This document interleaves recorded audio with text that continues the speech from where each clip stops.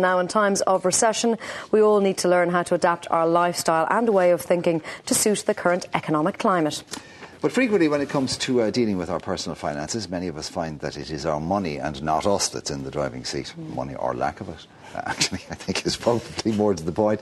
Joining us now to offer their tips on taking control of your money are Caroline Madden and Laura Slattery, whose new guide, The Money Book, provides concise financial advice with a humorous edge. Good morning to you both, ladies. Good morning, ladies. Now, it has to be said, the two of you come from very strong financial journalistic backgrounds, so you know which of you speak, but you've decided to, I don't know, is it sugarcoat this pill with a bit of humour as well? Is make a spoonful of sugar makes the medicine go down? Is that the I approach? think we've tried to do our best to, I suppose, lighten up financial topics, because people do find them very dry and they tend to switch off, and they look at the information in an insurance contract and they say that's not for me.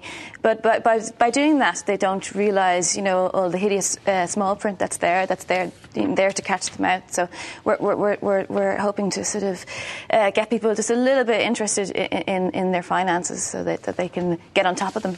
You're right, though. I would totally admit, if somebody gave me a book about finance, I would kind of flick through it and that's it. I would stop there and then, because I would just be like, But you've made it much more accessible and it's much more fun. And I try to. It's kind of for people who might not necessarily, if they're reading the paper, they might sort of skip over the business pages. Yeah. This is a book for people who don't read business pages. Yeah, so they might be afraid to admit that, but it's okay. You can go and buy this, and it should explain, hopefully, in an easy to read sort of a way. Yeah, down to earth. Okay. Just read the business papers, don't you? Yeah, that's true. Of course, they're there for. You read that dull stuff. I go straight for the sport at the back. That is my attitude.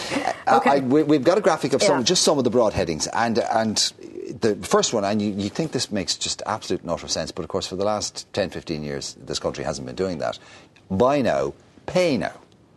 It's fairly self-explanatory. It is, yeah, but over, I suppose, over the boom period, we weren't buying now, paying now. We were buying now, paying later, and there were all kinds of lovely people around who wanted us to help us do that. But unfortunately, at the moment, there are a lot of people who bought 3 or 4 years ago and they still haven't paid, and all that money has racked up, and in some cases might be coming back to bite them, because wages aren't going up as much as they were before. Some people are facing into wage cuts.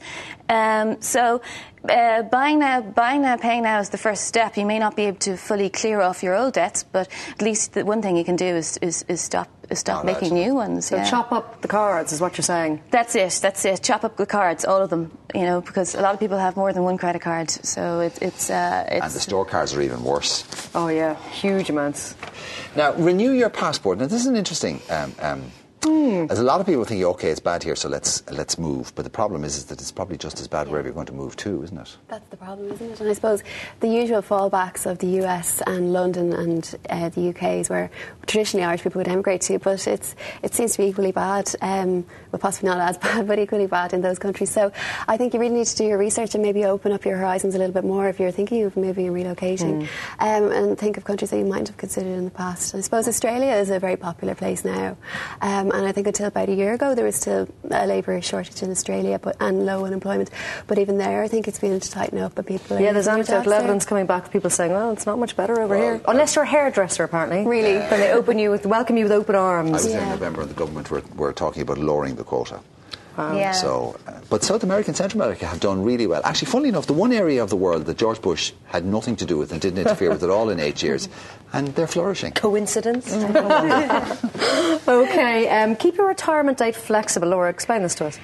Well, I suppose, best laid plans and all that, but I suppose during the boom period, people were able to, they had the surplus cash that they were able to put into additional voluntary contributions to their pension schemes, or they might have had properties that were their pensions that they hopefully sold at the right time, and they were able to retire early. But those days are kind of over now, and anyone who does retire early now, it's more likely to really be at the instigation of their employer rather than their own choice. So there's a lot of voluntary redundancy schemes at a lot of workplaces now. Well, the pension funds are taking a huge hit, about 30%. Yeah, so really a voluntary redundancy lump sum, might look attractive in some respects, because, if you don't take that opportunity and you hang on for another, 3 to 5 years, your pension fund may not have time to recover. I mean, it kind of depends on what age you are and what stage you're at. If you're younger, you might have 30, 40 years for whatever you have in your pension funds to grow. But at the moment, it's difficult to say, okay, I'm retiring, on X date, it's and have that financial security for the rest of your life. Those days are gone. Well, we were facing a prospect of lengthening working lives in any case. I mean, they've been saying that to us for a long time. That the idea. A lot of people want to lengthen their working we're fitter, life. we're healthier, and we're more able to work beyond the 60 and 65. Just as well. Also, there's a very strong link between early retirement and all sorts of things, and early death, because with nothing to do, people literally just shut down. Okay, don't sign any property deeds just yet. Yeah, I suppose that the point we were making there was that keep your mind open to renting, as it is quite an attractive lifestyle now, and even more so because there's been a huge flood of properties onto the rental market in the last year or two. Investors who can't offload their properties are now putting them up for rental lease. They're trying to get some rental income. So there's a huge number of properties up for rent, and the quality has increased. There's never been that quality, because houses that were intended for sale are now being rented out. So they're really beautiful houses, and people can afford to rent where they can't afford to buy. So I think rents are falling, and they're predicted to fall by another maybe 10% this year. So renters really have the upper hand at the moment. You can negotiate cheaper rents with your landlord, and I think people should do that. So if they don't like where they are, they should shop around for. Well, it's not that long ago when people practically had to take out a mortgage to rent a dog box in Dublin. So that's changed. And of course there was the pressure to buy because there was the dead money theory. But I think renting could be the smart money now with property prices falling. And also they are going to fall. So if you have the money, then you can sit on it for another little bit. You get a better bargain in 9 months' time. So it could be worth the rent that you actually paid for the next year or two. It's no longer considered dead money. Yeah, it isn't. Yeah. Smart money. Okay. I like this next one. I like this one a lot. This is very lifestyle orientated. So keep your friends close and your solvent partners even closer. Well, I mean, that's, I suppose, the point there is that there's a lot of job cuts at the moment. But if you do have the sort of financial lifeline of a partner, then you may be better off than the typical single person who bought a property on their own. If they lose their jobs, they're really really dependent on getting one of these choosy tenants in to keep the property. But I think people are probably more likely to stay together in a recession, especially when it's accompanied by a fall in house prices. Because if a couple splits up now, before they would have got, they would have shared half the profit on their property, but now they're looking at sort of half the loss. And the romance. Yeah. Stick together, it's a recession. Yeah. But it does make sense, you're right. People literally can't afford to go their separate ways. Yeah, and if you're a double income family who suddenly becomes a single income family, there's a whole lot of tax breaks that you may not have bothered claiming before. Suddenly they actually, make a difference.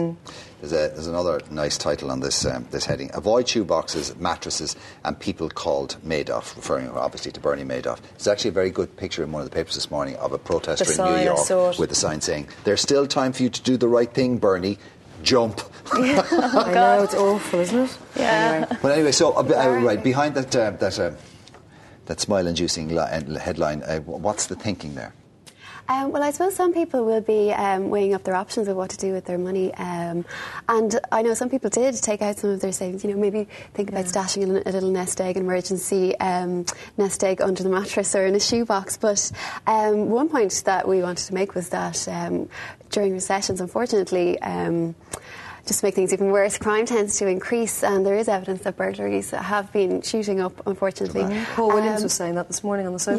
Yeah. So that's another unfortunate side effect, and the effect of that is that if you have a large pile of cash under your mattress and it gets stolen, well, chances are it probably won't be covered under your insurance. Post office still get a good return there. Absolutely, that's guaranteed as well. The last one, we don't have time to discuss it, but it's throw a recession session. I can imagine everyone knows what that means. It means forget all your woes and have a few pints and have some crack with your mates, which is a lovely tip as well. Thank you very much, anyway, Laura. Everything you ever want to know about your finances, but we're afraid to ask, available in all good bookstores now. Caroline, Madden and Laura Slattery, thank you very much. Thank you very much. Now.